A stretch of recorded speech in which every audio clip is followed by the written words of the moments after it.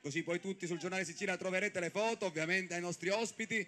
E allora il nostro corpo di ballo, eccolo qua, hanno aperto... Spettacolo, musica, teatro e cabaret, c'è di tutto e di più nel calendario degli eventi di quest'estate allestito dai vari comuni della provincia. Singolare di successo l'appuntamento di ieri sera a Ioppolo Giancazio con la quinta edizione della corrida, presentata da Salvatore Fazio.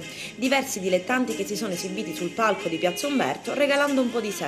La serata si è poi conclusa con il concerto degli Obba Obba. E passiamo a Porto Empedocle, che invece ieri sera si è fatta palcoscenico del concerto di Gio Castellano e della sua Super Blues e Soul Band, che ieri sera ha presentato e regalato a Piazza Kennedy i pezzi del nuovo album. Il bluesman agrigentino ha dedicato il concerto agli operai dell'Italcementi e della Moncada Energy che hanno perso il posto di lavoro.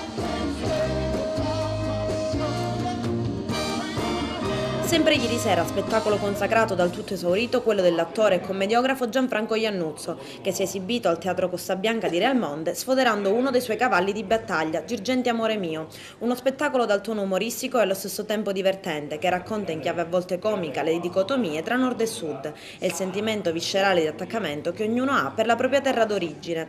Altro momento teatrale ieri a Raffadali con la brillante commedia Figli di Nuggiu, oggi appuntamento col cabaret di Antonio Pandolfo che si esibirà nello spettacolo Stasera si ride e domani l'atteso appuntamento con la prima sagra del pistacchio dei prodotti tipici di qualità. A fare da cornice alla manifestazione l'esibizione dei gruppi Vitamara, Canale 43 e Rock Machine.